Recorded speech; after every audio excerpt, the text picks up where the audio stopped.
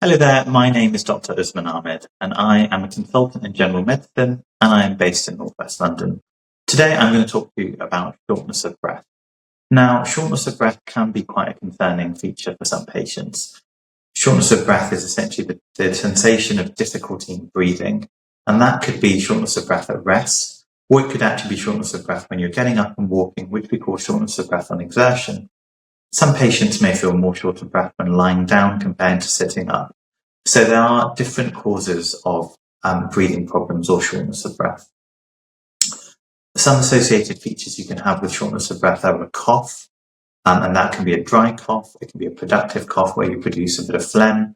And it's important to go into these additional features that come with feeling short of breath. So as per any consultation, when we see patients with shortness of breath, it's incredibly important that we take a very thorough history. Why do they feel short of breath? When does this come on? Is this there all the time? Is it there after exercise? And how concerned are they from shortness of breath? One useful tool that I find is looking at a patient's exercise tolerance. So that's just asking a simple question. How far can you walk? Can you walk in a supermarket, unaided, not needing to stop?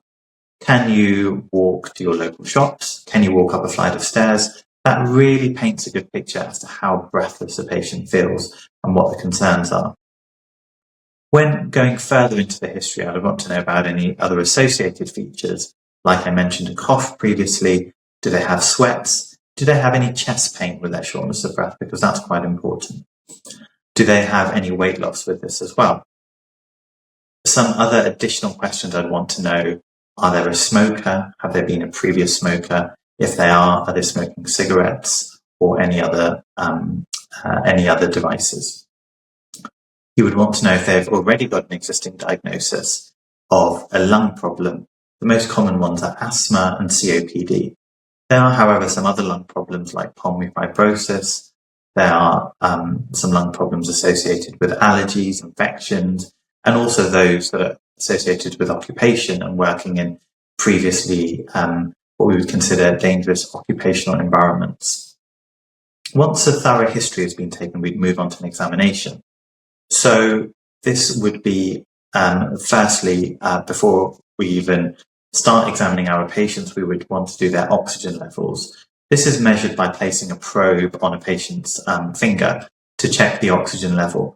If we can't get the oxygen level from the finger probe, we can sometimes place a probe on the earlobe, and that gives us a more central oxygen reading. Once we have checked the patient's oxygen levels, we would go on to check their blood pressure and their heart rate, as well as their temperature. On examining patients, we would want to examine the respiratory system, really have a good listen to their lungs, make sure they sound good and there's good sound of air transfer into the lungs. If there's any additional sounds or any problems with the sound, then that could be a concerning feature. We'd also want to do a cardiovascular examination for the patient and probably assess them when walking and checking if their oxygen levels are dropping. Once you've consulted your patient and done a history and examination, you'd want to think about some investigations that you would do. One of the investigations we would start off with is a blood test. Now, a blood test can give very many clues as to why a patient is breathless. We measure something called a full blood count, which includes your hemoglobin. If your hemoglobin level is low and you're anemic, that could point to why you're breathless. And it's a very common condition that we see in patients.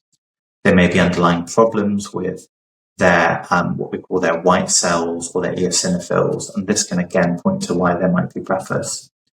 We would want to look at their kidney function, liver function tests, and level of inflammation. And you would want to consider other causes, such as their hormonal problems like their thyroid and any vitamin problems like B12, folate. Once you have done a comprehensive set of blood tests, you would want to look at some imaging. Now, the most basic imaging you can do for these patients is a chest x-ray.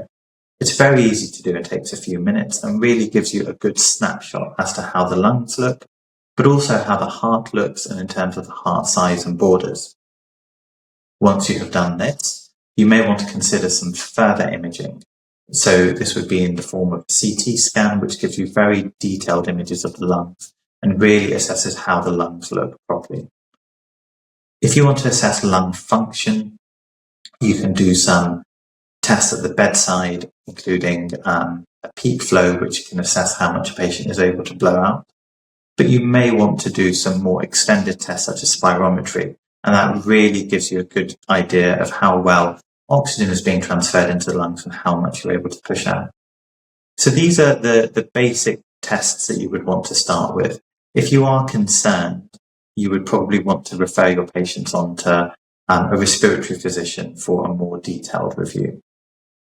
If you are concerned about oxygen levels when assessing patients, it's very important that emergency care is sought and these patients have their oxygen levels managed appropriately. So in summary, shortness of breath is a very concerning feature. It's important to take a detailed history, undertake a detailed examination, and really go into the causes as to why patients are feeling breathless. I hope you found this useful. Thank you.